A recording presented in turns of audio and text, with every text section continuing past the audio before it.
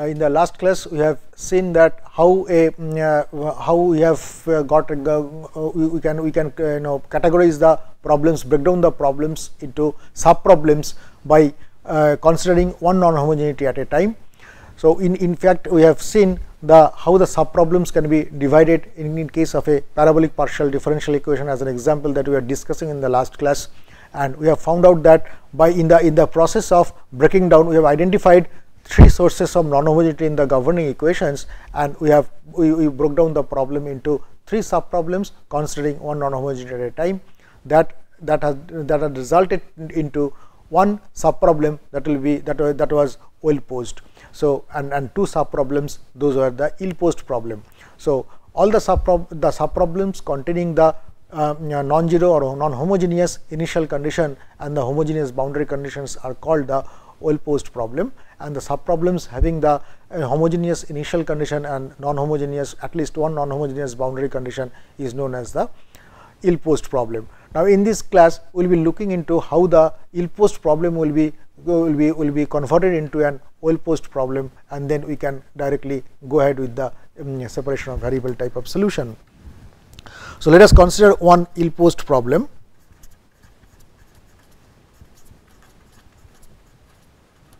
Sub problems that we have considered last time. So del u3 del t is equal to del square u3 del x square, and at t is equal to 0 we had u3 equal to 0, at x is equal to 0 we had u3 equal to 0, and at x is equal to 1 we had u3 is equal to 3.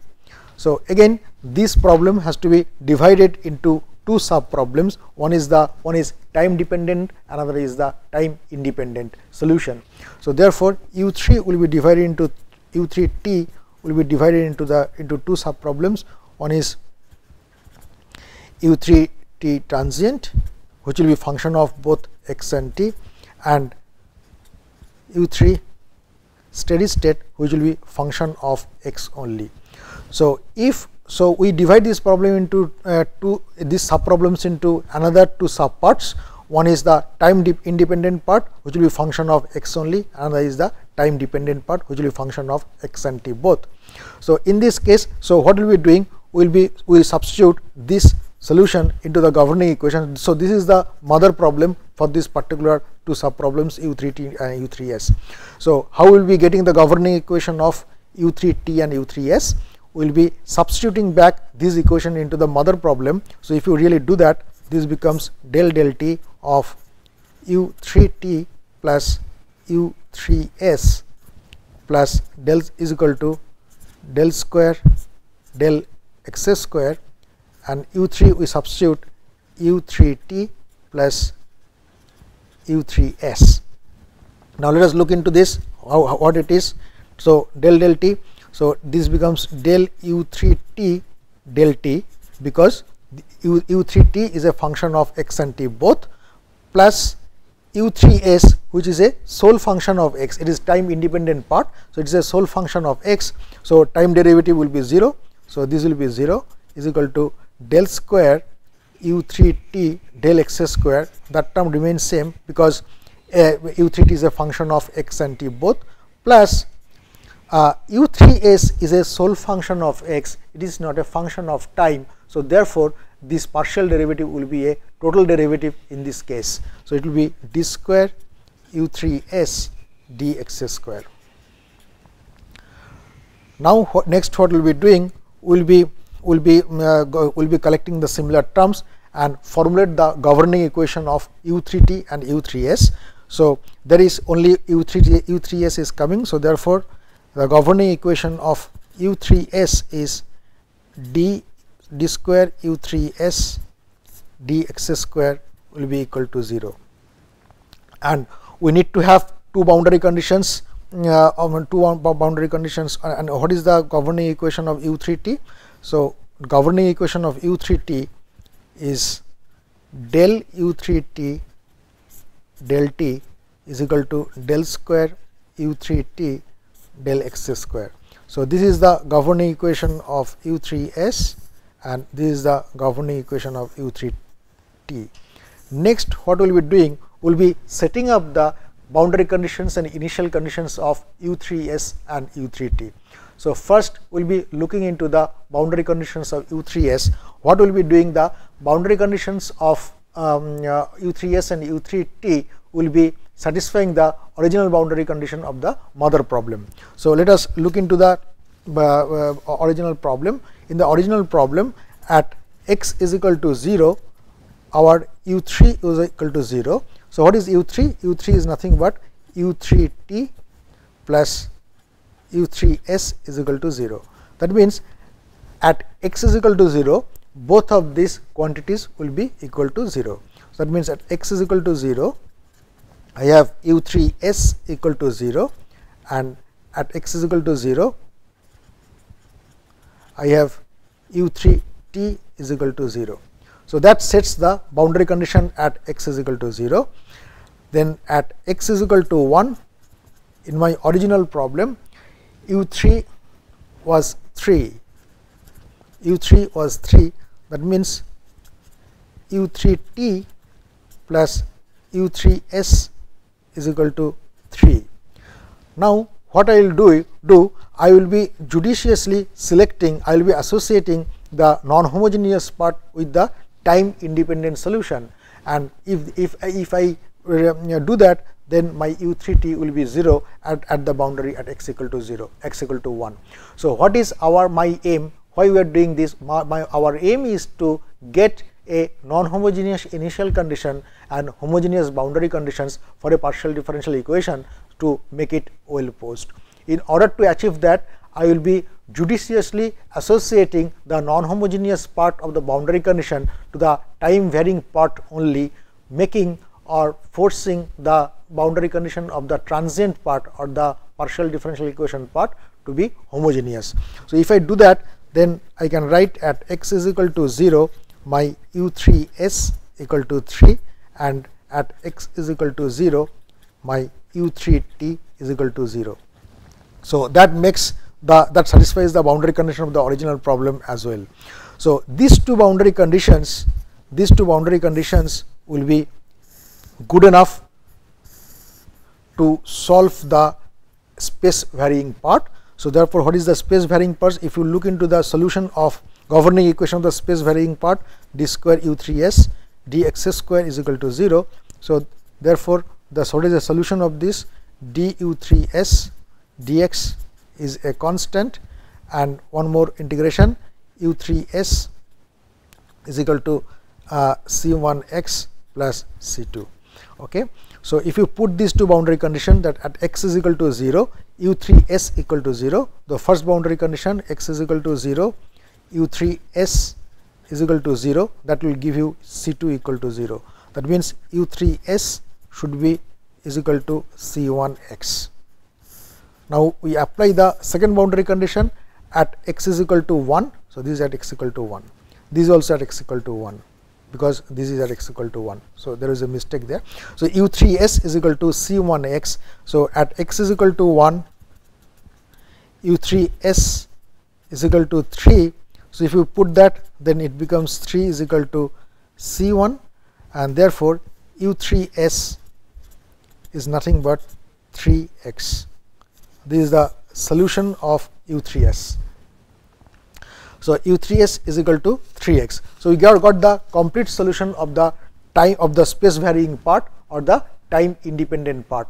Now, with this we will be formulating the governing equation of the initial condition of the time varying part or u3t. So, what is u3t? In the original problem, at t is equal to 0, u3 was equal to 0. So, therefore, u3 is nothing but u3s, which will be a sole function of x, plus u3t, which will be a function of both x and t, must be equal to 0. So, we write u3t should be is equal to minus u3s, that is x. And what is u3s x? That is the steady state solution, and we know the steady state solution. What is the steady state solution? We just found out that u3s is equal to nothing but 3x. So, u3t will be nothing but minus 3x. So, that makes my boundary condition, the initial condition, to be non-homogeneous, and the problem is now oil post problem. Now we define the problem, we write down the problem completely. Del square, okay, del u3t del t is equal to del square u3t del x square. At t is equal to 0, my u3t is equal to minus 3x. At x is equal to 0, u3t is equal to 0, and at x is equal to 1, u3t is equal to 0. So, this makes the problem completely oil post with a non-homogeneous or non-zero initial condition and homogeneous boundary conditions.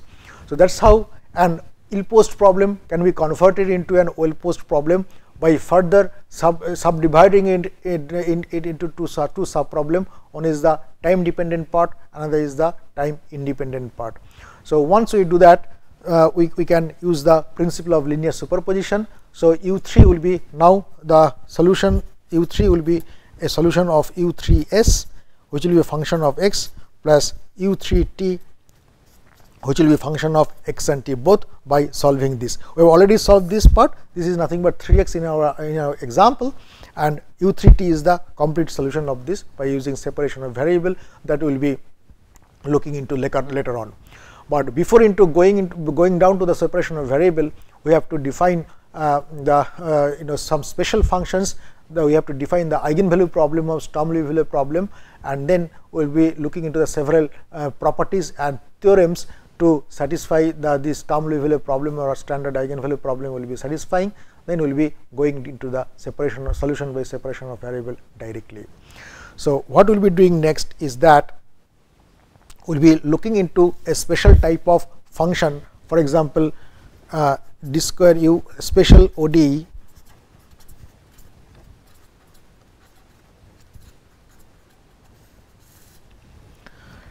First, we will be looking into a ODE in the form of d square y dx square plus lambda y is equal to 0, subject to at x is equal to 0, y is equal to 0, and at x is equal to 1, y is equal to 0. So, both boundary conditions are homogeneous in this particular type of ordinary differential equation. So, what is the solution of this ordinary differential equation? The solution is y equal to 0 is a solution.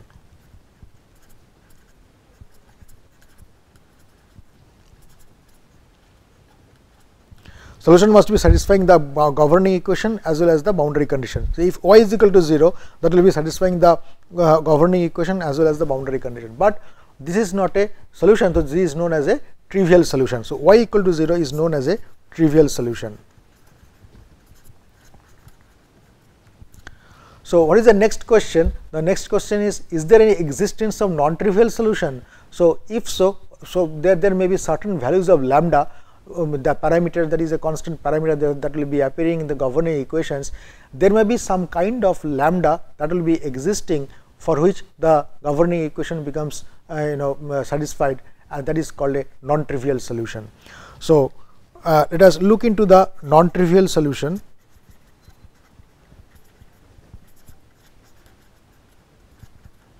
Non-trivial solution can be obtained for certain values of lambda, the constant. These values of lambda are known as the eigenvalues of the problem, and the corresponding solutions are known as the eigenfunctions. And whenever we will be talking about this type of problem, d square dx square plus lambda y, lambda is a constant and the boundary conditions are homogeneous, this type of problem is known as a standard eigenvalue problem. So, these lambdas are known as the eigenvalue, and the corresponding solution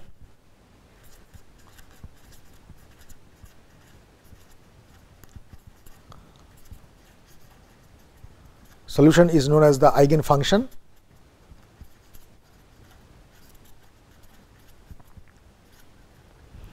Okay. And whenever we talk about an equation like this and the homogeneous boundary conditions, then this is known as a standard eigenvalue problem. So, this is a standard, A is a standard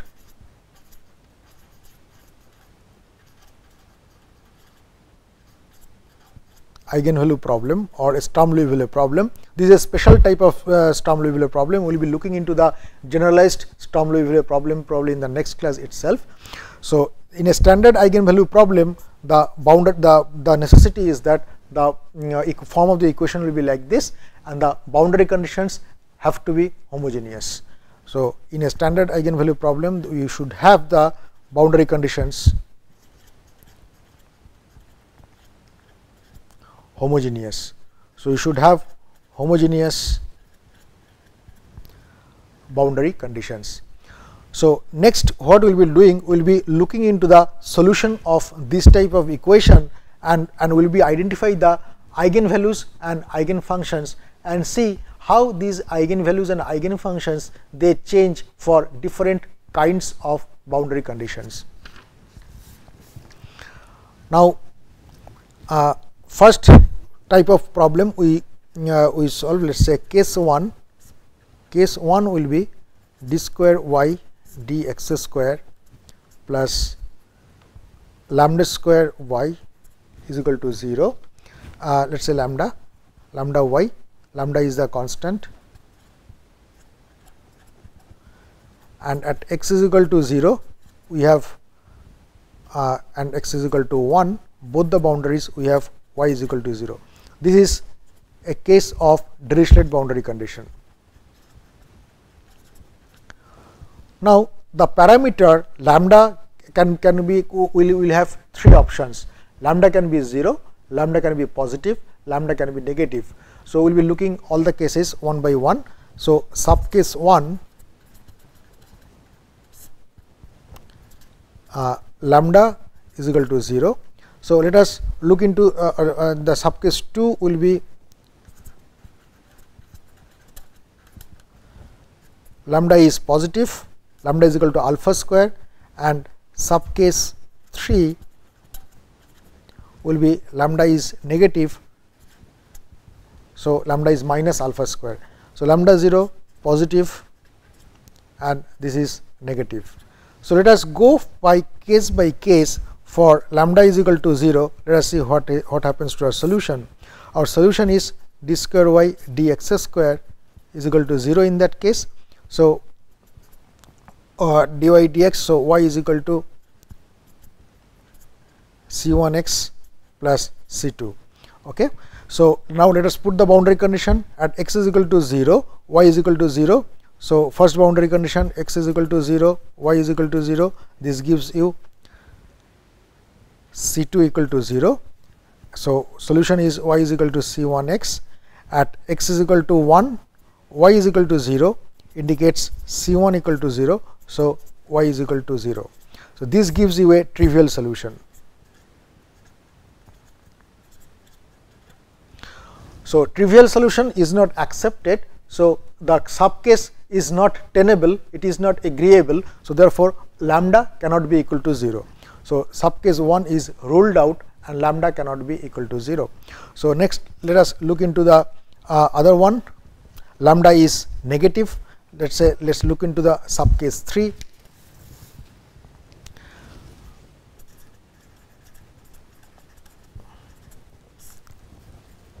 Lambda is equal to minus alpha square. So, it becomes d square y dx square minus alpha square y is equal to 0.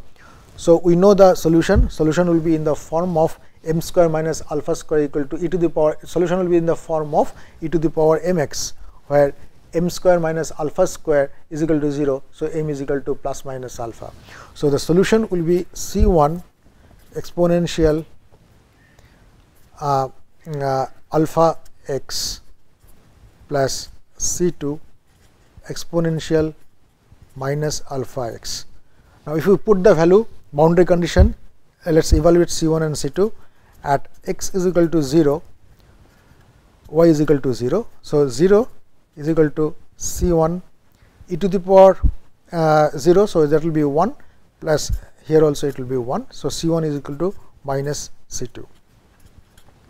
In the next case, what we will do? We put the other boundary condition at x is equal to 1, y is equal to 0. So, 0 is equal to C1 e to the power alpha plus C2 e to the power minus alpha. So, C1 is equal to minus C2. So, therefore, C2 will be common. So, e to the power minus alpha minus e to the power plus alpha. Now, e to the power, if we and alpha is a constant and it will be a positive, it will be a constant, and if you know what is the variation of e to the power alpha versus alpha. So, alpha will be for ever positive number. So, this will be e to the power alpha. What will be e to the power minus alpha? So, this will be e to the power alpha, and e to the power minus alpha will be like this. So, their difference will be a finite value and it will be never 0. That means, in this equation this part can never be equal to 0. So, what is the option be now left? The option is left, in order to satisfy this equation C2 must be equal to 0. Now, if C2 is equal to 0, C1 is minus C2. So, that will also lead C1 equal to 0. So, if C1 C2 both are equal to 0, then my solution is at 0. So, it is basically again we are landing up with a trivial solution. So, trivial solution is not sought for. So, therefore, lambda cannot be negative as well. So, what is the what is left now? The option now left is lambda has to be a positive value or lambda has to be equal to alpha square. So, let us look into the sub case 2.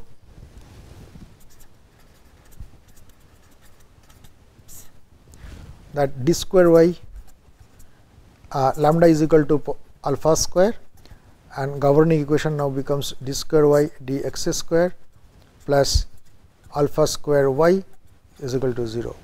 So, as we know, all of us know about it, that this particular type of ordinary differential equation will be having the solution in terms of the sine and cosine functions. So, y will be is equal to C1 sine alpha x plus C2 cosine alpha x.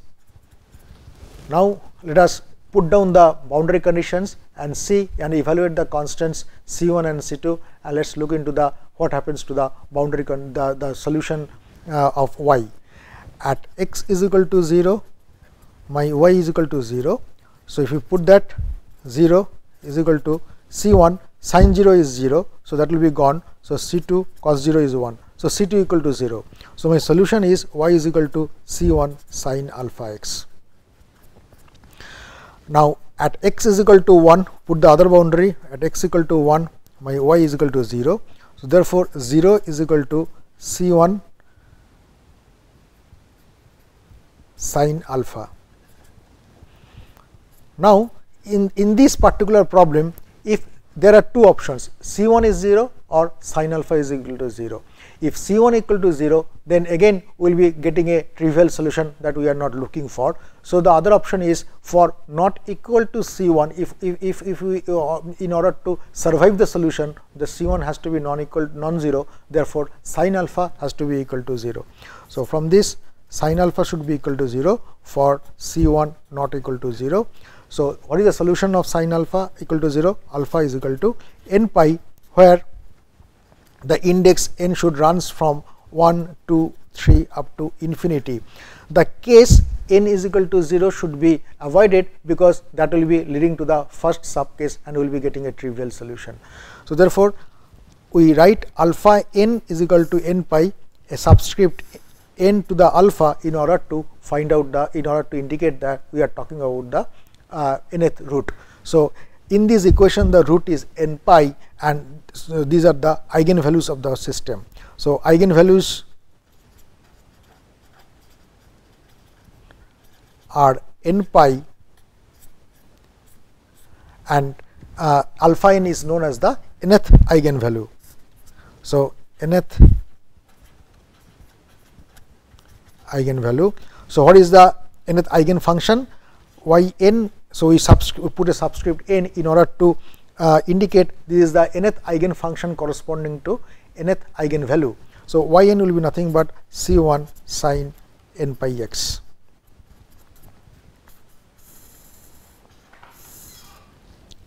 So, this is the nth